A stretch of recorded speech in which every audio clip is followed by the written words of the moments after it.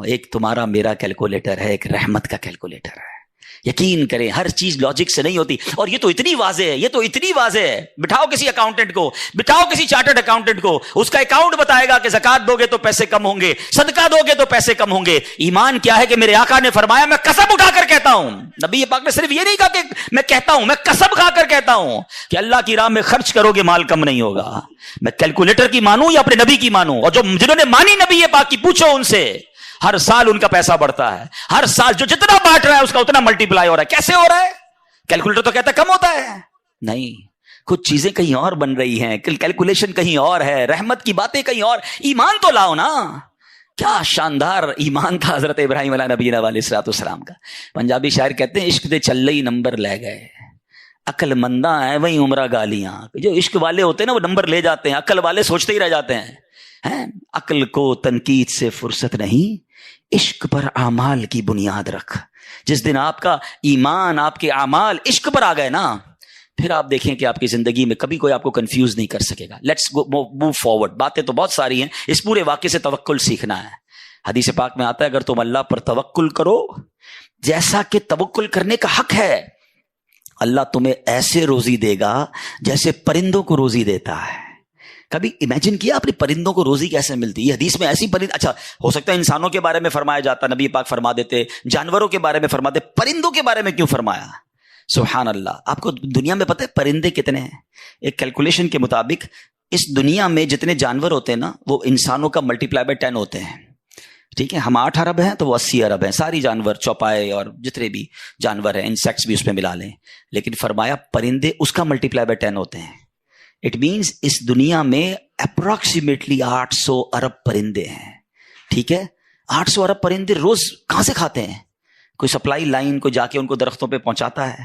کسی گھونسلے میں کوئی آپ نے کبڈ دیکھی، کسی گھونسلے میں آپ نے کوئی سٹاک دیکھا کہ جناب یہ کل کا چارہ ہے، یہ رات کا چارہ ہے، میرے چھوٹے چھوٹے بچے ہیں اس کے لیے چارہ ہے. Nothing else. ہر پرندہ 800 ارب پرندے اپروکسیمیٹلی روز صبح فجر کے بعد بھوکے نکلتے ہیں، اور جب شام اپنے گھونسلے میں آتے ہیں تو سب کا پیٹ بھرا ہوا ہوتا ہے. سب کو کون کھلا رہا ہے؟ کوئی تو ہے جو نظام ہستی چلا رہا ہے، میرا خدا ہے. ایمان لاؤ نا، توکل کرو. جب پرندوں کو 800 ارب پرندوں کو روزی دے سکتا ہے، ارے میں اور آپ اشرف المخلوقات ہیں، میں ٹینشن ہی نہیں ختم ہو رہی. کال کرو تھی نو ہے، سال بعد کیا ہوگا، بچی کی شادی کیسے ہوگی، میرے کاروبار کا کیا ہوگا، ارے مارکیٹ ڈاؤن ہو رہی ہے، ڈالر اوپر ڈالر نیچے، اسی ٹینشن میں مر گئے. یار جو رب چونٹی کو کن اور ہاتھی کو من دے سکتا ہے وہ اس نے مجھ سے بھی وعدہ کیا ہے. سیکھو نا حضرت ابراہیم سے. کاش یہ توکل نصیب ہو جائے.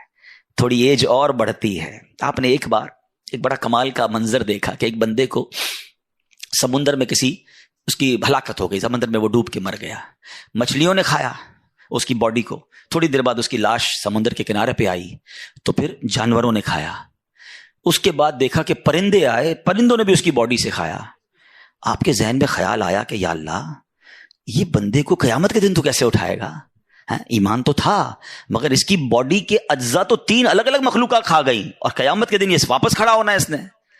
سبحان اللہ. آپ نے اللہ سے کہا وَإِذْ قَالَ إِبْرَاهِيمُ. پھر یہ دیکھیں حضرت ابراہیم کا یہ واقعہ بھی قرآن میں موجود 3 پارے میں سورہ بقرہ. آپ کہتے ہیں وَإِذْ قَالَ إِبْرَاهِيمُ رَبِّ أَرِنِي كَيْفَ تُحْيِي الْمَوْتَى. حضرت ابراہیم نے عرض کی کہ اے میرے رب مجھے دکھا دے تو مردے کیسے زندہ کرے گا. ارشاد ہوتا ہے قَالَ أَوَلَمْ تُؤْمِنْ. اے ابراہیم تو ایمان نہیں لایا؟ تجھے یقین نہیں؟ اللہ ایمان لایا ہوں، مجھے یقین ہے، مگر میں ذرا دل سے دیکھنا چاہتا ہوں اور قرار آ جائے، میں عین الیقین چاہتا ہوں، میں اس کو مزید دیکھنا چاہتا ہوں. قال فخذ 4 من الطير.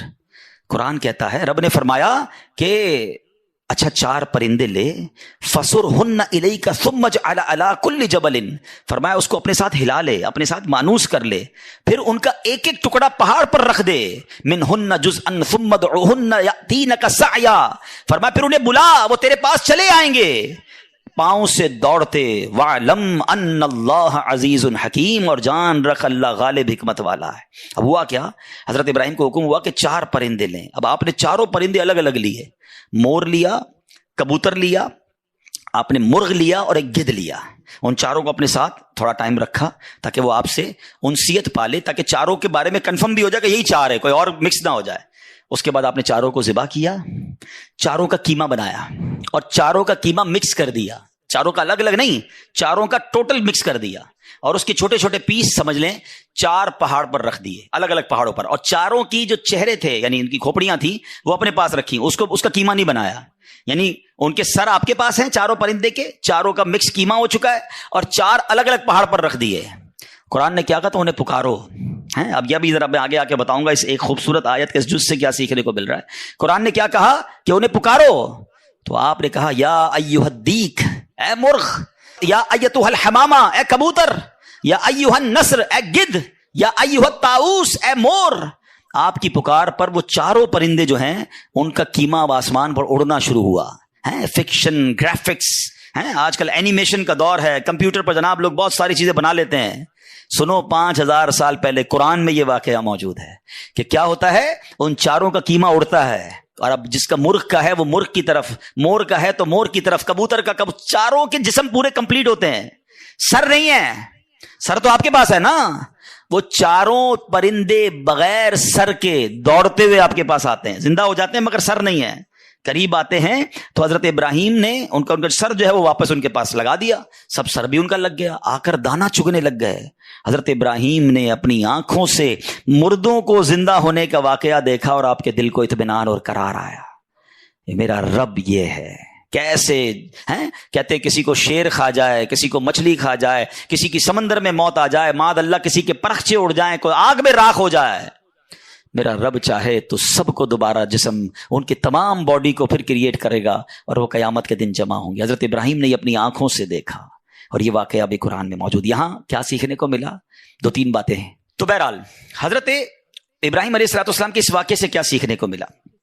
پہلی بات، میرے رب کی قدرت کیسی ہے، ان اللہ علی کل شیء قدیر، ٹھیک ہے۔ دوسری بات، علماء کہتے ہیں، صوفیانہ تفسیر اس کی لکھی گئی کہ 4 پرندے کیوں لیے گئے، کبوتر، مور، گدھ، مرغ؟ فرمایا ان چاروں کی نا ایک بری خصلت ہے۔ مرغ ہے اس کے اندر شہوت بہت ہے، جو کبوتر ہے اس کو اپنی اڑان پر بڑا ناز ہے، بڑا تکبر ہے، بہت اونچا اڑتا ہے۔ فرمایا گدھ جو ہے اس کا کیا پرابلم ہے، گدھ کے بارے میں فرمایا کہ وہ لالچی بہت ہے۔ اچھا، پھر اس کے بعد ایک اور پرندہ ہے مور، اس کو اپنی خوبصورتی پر بڑا ناز ہے، وہ خوبصورتی کی وجہ سے بڑا پراؤڈ فیل کرتا ہے۔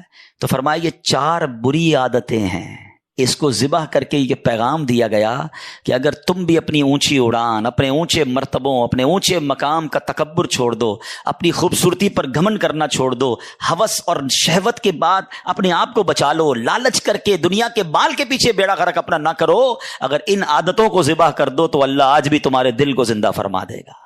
ان کو زندہ کیا نا، فرمایا ان عادتوں کو ختم کرو، رب تمہارے دل کو زندہ فرمائے گا اور اس میں نور داخل فرما دے گا۔ اور علماء نے اس کی صوفیانہ تفسیر یہ لکھی۔ اور اب ایک اور عقیدے کی بات بھی، کنفیوژن پھیلانے والے بہت کنفیوژن پھیلاتے ہیں، میں تو قرآن سے آج آپ سے بات کر رہا ہوں نا۔ اللہ نے کیا کہا کہ انہیں پکارو، وہ تو دنیا میں نہیں تھے پرندے، مر چکے تھے، قیمہ بن چکا ہے، قیمہ بنے ہوئے پرندوں کو رب کہہ رہا ہے پکارو۔ حضرت ابراہیم نے کیسے پکارا، یا ایھا الدیک، یا ایتھا الحمامہ، آپ کبوتر کو پکار رہے ہیں، آپ گدھ کو پکار رہے ہیں، قرآن کہہ رہا ہے پکارو اور نبی پکار رہے ہیں۔ آج کسی کو نہ جانے یا رسول اللہ سے پرابلم ہو جاتی ہے، کسی کو یا غوث پاک سے یا پرندوں کو پکار رہے، قرآن کہہ رہا ہے، تو اس کا مطلب دنیا سے اگر کوئی چلا بھی جائے تو اس کو پکارنے میں کوئی خدا نہ خواستہ پرابلم نہیں ہے۔ اللہ سمجھ کے تھوڑی پکارتا ہے کوئی، اللہ کے بندے سمجھ کر ہی پکار رہے ہیں نا، اللہ کی مخلوق سمجھ کر پکار رہے ہیں۔ چلے اس دلیل کے ساتھ ایک اور دلیل بڑی لاجیکلی بڑی آسان سے سمجھ آ جائے گی۔ حدیث پاک میں، مشکات شریف کی حدیث میں ایک دعا ہے، قبرستان جاتے ہیں تو نبی پاک کون سی دعا کی تعلیم دیتے ہیں؟ السلام علیکم، یا دیکھیں ماشاءاللہ آپ سب کو یاد ہے، السلام علیکم یا اہل القبور۔ یہیں رک جائے، چلے پہلے میں اس دعا کو پورا، یہ دعا بھی کمال ہے، یقین کرو اتنا شاندار میسج ہے، کیا ہلانے والی دعا ہے۔ بندہ اللہ کرے اس دعا کو سمجھ جائے نا، زندگی کا فلسفہ سمجھ آ جائے۔ السلام علیکم یا اہل القبور، یغفر اللہ لنا ولکم وانتم سلفنا ونحن بالاثر۔ اے قبر والو تم کو سلام ہو، تم پہلے چلے گئے، اللہ ہماری اور تمہاری مغفرت فرمائے، تم پہلے چلے گئے، ہم بعد میں آنے والے ہیں۔ قبرستان جا کر یہی سمجھ جاؤ نا، یہ قبریں جن کی ہے نا، کل میری بھی اسی میں کسی میں ہوگی۔ وہ ایک قبر پر تختی لگی ہوئی تھی نا، میں سمجھتا تھا میں بڑا اہم تھا، مجھے لگتا تھا میں بڑا اہم تھا، یہی میرا وہم تھا۔ ہم سب نے قبر میں جانا ہے، تو اس دعا سے پہلے تو میسج لیں۔ اب عقیدہ بھی سن لو، یا اہل القبور، قبرستان طارق روڈ کے چلے جائیں، میوہ شاہ چلے جائیں، سب کو کہتے ہیں یا اہل القبور۔ سارے تو اولیاء اللہ نہیں ہے نا وہاں پر، نمازی بھی ہے، گناہگار بھی ہے، شرابی بھی ہوگا، اچھا انسان بھی ہوگا. ہر مسلمان کو یا اہل القبور کہہ کر پکارنا سنت، حدیث سے ثابت، ٹھیک ہے. اور اگر اللہ کے کسی ولی کو کوئی یا کہہ کر پکارے تو پھر کیا پرابلم ہے؟ جب ایک گناہگار آدمی کو بھی قبر میں جا کر آپ یہ کہہ سکتے ہیں تو یہ کنفیوژن پھیلانے والی باتیں ہیں. تو پہلے تو خدا نہ خواستہ کوئی بھی کسی کو، چاہے وہ اللہ کا ولی ہے، صحابی ہے، نبی ہے، صاحب مزار ہے، اس کو خدا سمجھ کر کوئی نہیں پکار رہا، وہ اللہ کے بندے ہی سمجھ کر پکار رہے ہیں. بدر کا واقعہ سنا ہوگا، نبی پاک نے بدر کے مارکے کے بعد ان مردوں کو جو کفار تھے ان کو یا کہہ کر پکارا تھا. اور حضرت عمر نے آ کر کہا یا رسول اللہ، ان مردوں کو پکار رہے ہیں، یہ تو مر گئے. آقا فرماتے ہیں یہ مردے تمہارا جس طرح تم دنیا میں سنتے ہو یہ مرنے کے بعد بھی ویسے ہی سنتے ہیں، بس مسئلہ یہ کہ جواب نہیں دے سکتے. خلاصہ حدیث عرض کر رہا ہوں. تو یہ تو حدیثوں سے ثابت ہے. تو بہرحال امید ہے کہ یہ پوائنٹ بھی آپ کے سامنے آ گیا. حضرت ابراہیم کی سیرت کا ایک اور شاندار پہلو آپ کی میں نے کیا بتایا، آلموسٹ 200 ایئرز ایج ہے. آپ کو حضرت اسماعیل پتہ ہے کب ملے ہیں؟ 99 ایئرز کی ایج. کیا فرماتے تھے؟ عرض کرتے تھے اسمع یا ایل، اسمع یا ایل. اسمع عربی کا لفظ ہے سن لے، ایل عبرانی زبان کا لفظ ہے پروردگار، یا اللہ میری سن لے. 99 ایئرز کی ایج میں آپ کو حضرت اسماعیل ملتے ہیں. آپ نے ان کا نام ہی اسماعیل رکھ دیا، یعنی جو دعا کرتے تھے نا وہی نام رکھ دیا. اسماعیل کے معنی یہ ہیں، ٹھیک ہے. اچھا یہاں رکتا ہوں، پھر آگے چلتے ہیں. 99 ایئرز کی ایج میں بیٹا ملا. دعا کون کر رہے ہیں؟ خلیل اللہ ہیں. ہم سال 2 سال کسی چیز کی دعا کریں، کام نہ ہو تو اللہ سے ہی بدزن ہو جاتے ہیں، یار میری تو دعا ہی نہیں سنتا، معاذ اللہ. بعضوں کا تو کفریہ کلمہ کہنا شروع ہو جاتے ہیں، اللہ سے ہی ناراض. وہ خلیل اللہ ہیں، ان کو 99 سال بعد بیٹا ملا، شکوہ نہیں تھا. خدا رہا اللہ سے تو اچھا گمان رکھو. نہیں مل رہا ہوتا کوئی چیز تو وہ اس میں بہتری ہوتی ہے ہمارے لیے. اچھا اب بیٹا ملے، ہم میں سے کسی کو اگر 10-15 سال بعد بیٹا ملا ہو، اس کے تو پیر زمین پہ نہیں رہنے دیتے ہیں. بڑی مرادوں سے ملا ہے بھائی، بڑی دعاؤں سے ملا ہے، بڑی مشکل سے آیا ہے. 99 سال کی عمر میں بیٹا ملا ہے اور ابھی اس کی عمر دودھ پیتے کی ہے. حکم ہوتا ہے کہ ان کو مکے کی وادی میں چھوڑ دو. ہائے ہائے چھوڑ دو. اچھا وہ مکہ کوئی لگژری ہوٹل، کوئی بہت بڑا شہر نہیں تھا. نو بڈی اوور دیئر. آپ امیجن کریں، ماشاءاللہ سبھی مکہ ہو کر آئے ہوں گے. کعبہ بھی نہیں ہے، صرف ریگستان ہے، صرف پہاڑ ہیں اور دھوپ ہے، کوئی درخت نہیں ہے. بی بی ہاجرہ ہیں، حضرت اسماعیل ہیں، اور حکم ہو گیا کہ وہاں چھوڑ کے آ جاؤ. آپ نے ان کو وہاں رکھا، کچھ کھجوریں دی، تھوڑا پانی دیا اور آپ نکل گئے. بی بی ہاجرہ کہتی ہیں ابراہیم کدھر جا رہے ہو ہمیں چھوڑ کر؟ آپ نے کوئی جواب نہیں دیا. کہا ابراہیم بتاؤ تو صحیح کس کے آسرے چھوڑ کے جا رہے ہو؟ کوئی جواب نہیں. 3 بار پکارا. وہ خاتون بھی کمال کی، آخر میں کہتی بس یہ تو بتا دو جو آپ ہمیں چھوڑ کر جا رہے ہیں یہ اللہ کا حکم ہے؟ کہتے ہیں ہاں رب کا حکم ہے. کہا پھر ٹھیک ہے، اللہ کا حکم ہے، پھر ہم راضی ہیں. کمال دیکھیں، کاش میرا یہ بیان میری مائیں سنیں، میری بہنیں سنیں. تھوڑی سی قربانی کی باری آئے ہیں، فیملی میں اگر کوئی کمزوری آ جائے، کوئی پیسے کی کمی آ جائے، کوئی گھر میں مشکل آ جائے، عورتیں کہتی ہیں ہم کچھ نہیں جانتے، ہمیں ہماری ساری چیزیں چاہیے، چاہے تو میں چوری کرنی، ڈاکہ ڈالنا، اپنی ماں باپ کو چھوڑنا پڑے. بیوی آ کر ماں باپ سے چھڑوا دیتی ہے، گھر میں لڑائی جھگڑے. خدا کے واسطے ہم دیکھیں کہ جو رب کا حکم ہے وہ پہلے ہے. حرام روزی کی طرف نہ جانے دے اپنی فیملی کو. پہلے کے زمانے پتہ عورتیں کیسی ہوتی تھی؟ مرد صبح کام پہ جاتا تھا نا تو وہ عورتیں کہتی تھی دیکھو حلال کما کے آنا، حرام کما کر مت آنا، ہم تھوڑے پر گزارا کر لیں گے مگر رب کو ناراض نہیں کرنا چاہتے. آج کی عورت کہتی برابر والوں نے دیکھا کیسا گھر بنا لیا، ہمیں بھی ویسا ہی بنانا ہے، کچھ بھی کرو ہمیں بھی ایسی گاڑی چاہیے، ہمیں ایسا زیور چاہیے. اللہ کرے کہ یہ سیکھیں بی بی ہاجرہ سے. کہتی اللہ کا حکم ہے، we are ready for that. اچھا اب کیا ہوا؟ چھوٹا بیٹا ہے، دودھ پیتا بچہ ہے، پانی بھی ختم، کھجورے بھی ختم، اب کچھ ہے ہی نہیں. بچہ رونے لگا، پانی چاہیے. ہائے ہائے، ماں بچے کو روتا کیسے دیکھ سکتی ہے؟ اب ماں چلی پانی کو ڈھونڈنے، ایک پہاڑ سے دوسرے پہاڑ، دوسرے پہاڑ سے تیسرے پہاڑ. اللہ اکبر. چلیں یہ صفا مروہ میں بی بی ہاجرہ دوڑی یہ تو پتا ہے، مگر شاید بہت ساروں کو یہ نہیں پتا ہوگا کہ جو میلین اخضرین گرین لائٹس کے درمیان جو سفر ہوتا ہے اور ہم دوڑتے ہیں اس کی وجہ کیا ہے؟ باقی چلتے ہیں ادھر دوڑتے ہیں. یعنی آپ سوچیں اللہ کو اس ماں کی ادا کیسی پسند آئی ہے، جدھر اس ماں نے نارمل اسٹیپ لیے ہیں ادھر ہم سے نارمل اسٹیپ چلوایا گیا. جدھر وہ ماں دوڑی ہے ایگزیکٹلی اس مقام پر ہمیں دوڑنے کا حکم ہے.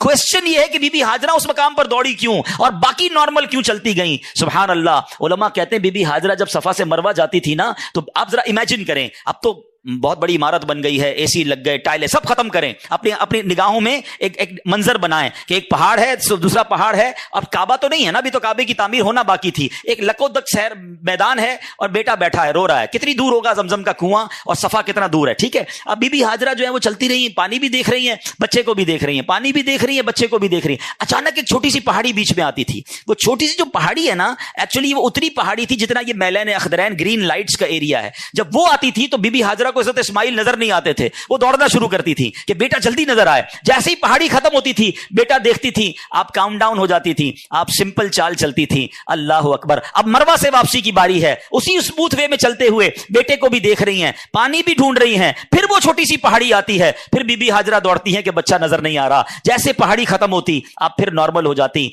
अल्लाह अकबर। मुझे बताइए अल्लाह को इस मां की अदा कैसी पसंद आई है। जिधर जिधर आपने नॉर्मल स्टेप लिए हम उधर नॉर्मल चाल चलते हैं। जब मैलान अखदरैन आते हैं हमें दौड़ना है कि ये दौड़ना सुन्नत है। सुभान अल्लाह। और अब क्या हुआ, उस बच्चे के रोने की वजह से उन्होंने पानी, इनको तो नहीं मिला बीबी हाजरा को, ये दौड़ाना था। सुभान अल्लाह। और अल्लाह को अदा कैसी पसंद आई। हमारा उम्रा कंप्लीट नहीं होता, हमारा हज कंप्लीट नहीं होता जब तक हम सही ना करें, 7 चक्कर पूरे ना लगाएं। अच्छा जनाब अब जाते हैं, हजरत इस्माइल जो है वो पैरों को रगड़ते हैं, वहां से पानी निकलता है। जब पानी निकलता है तो आपकी जबान से निकलता है जमजम। जमजम के माना रुक रुक, इतना तेजी से पानी निकला कि आपकी बेसाख्ता जबान से जाके पानी रुक जाए। वो कुएं का नाम ही जमजम पड़ गया। और ऐसा जारी हुआ है, दुनिया में बहुत सारी बोरिंग्स हैं, बहुत सारे पानी के कुएं निकले, 100 साल 200 साल 500 साल में खत्म हो गए। ऑलमोस्ट मोर देन 5000 ईयर्स हो गए हैं, करोड़ों गैलन पानी उससे निकल रहा है। अल्लाह अकबर। ये कुआं है कि खत्म नहीं हो रहा। अल्लाह की कुदरत का कैसा नजारा, हजरत इस्माइल का कैसा मौजज़ा है। बेस्ट मिनरल वाटर उसे कहा जाता है। बड़े टेस्ट करवाए गए। मेरी एक बार जमजम के कुएं के एक इंजीनियर से मुलाकात हुई। वो कहता है रोजाना हजारों लाखों गैलन हम सक करते हैं, थोड़ी देर के लिए कुछ इंच ये कुआं नीचे चला जाता है, मगर जब सुबह वापस आते हैं ये कुआं वापस उतना ही भर चुका होता है। ये किधर से पानी आ रहा है, ये कैसे जारी और सारी है, ये अल्लाह की शान है। अच्छा जनाब अब पानी आ गया। ज्योग्राफिकली को जिन्होंने थोड़ा दुनिया में देखा हो, नहीं देखा तो कभी गूगल पे बैठ के देखिएगा, कभी दुनिया के मैप को जूम कीजिएगा, आपको अंदाजा होगा। पाकिस्तान को ही देख लें। मैं पिछले दिनों इजिप्ट गया, इजिप्ट को खास तौर पर देखिएगा, मेरी बात ज्यादा समझ आएगी। इजिप्ट को जब आप जूम करेंगे ना, आबादी बिल्कुल बीच में और सीधी आबादी है, राइट लेफ्ट बिल्कुल खाली। मैंने कहा यार ये लोग सीधी गली की तरह, एक पूरी रोड की तरह क्यों रह रहे हैं, राइट लेफ्ट क्यों नहीं है। तो पता चला उस पूरे इजिप्ट के अंदर जहां जहां पानी है वहां वहां आबादी है। हमारे बलूचिस्तान में क्यों ज्यादा लोग नहीं रहते, क्यों जरा पंजाब में लोग ज्यादा हैं, उसकी एक बड़ी वजह यह है कि वहां पानी नहीं है, सहरा है। जिधर पानी होगा उधर लोग रहेंगे, पानी ही जिंदगी है। तो जनाब क्या हुआ, अब पानी शुरू किया रब ने, जमजम शुरू हुआ। दैट इज एक्चुअली रीजन कि अब मक्का आबाद होना शुरू हुआ। लोग आकर रुकने लगे, वहां रहने लगे। बीबी हाजरा से इजाजत मांगी, पानी है हम भी रुक जाएं, कर रुक जाएं। आहिस्ता आहिस्ता आबादी शुरू हुई। अब अल्लाह ने हुक्म दिया हजरत इब्राहिम को कि काबा तामीर किया जाए। यह काबा हजरत आदम ने भी तामीर किया था, मगर तूफान नूह में तूफान की वजह से अब दीवारें नहीं थी। अल्लाह अकबर। हजरत इब्राहिम कहते हैं मौला मुझे कैसे पता कि काबे की डायमेंशंस क्या हैं, एग्जैक्टली किस हुदूद अरबा पे काबा बनाना है। आज तो हमारे पास ब्लूप्रिंट होता है, हमारे पास उसकी डायमेंशंस होती हैं, हम अपने इंजीनियर को देते हैं कि भाई मेरे प्लॉट की साइज ये है, इसकी दीवार बनाओ 1 इंच आगे नहीं 1 इंच पीछे नहीं। अब काबा बनाना है और एग्जैक्टली उसी डायमेंशन पर बनाना है। सुभान अल्लाह। हदीसों के अल्फाज हैं, अल्लाह ने एक बादल भेजा, इरशाद फरमाया इस बादल के साथ जाओ, इस बादल का जो साया होगा एग्जैक्टली उसी साये की डायमेंशन में काबे की तामीर करनी है। हजरत इस्माइल पत्थर पकड़ाते, हजरत इब्राहिम पत्थर लगाते। सुभान अल्लाह। अब जिस पत्थर पर खड़े होकर यह तामीर हो रही है यह जन्नती पत्थर है और यह पत्थर है मकाम इब्राहिम। सुभान अल्लाह। काबे के सामने खड़े होना तो कितना ऊंचा है उसकी दीवार, कैसे हजरत इब्राहिम का हाथ पहुंचा होगा। उलमा फरमाते हैं इस मकाम इब्राहिम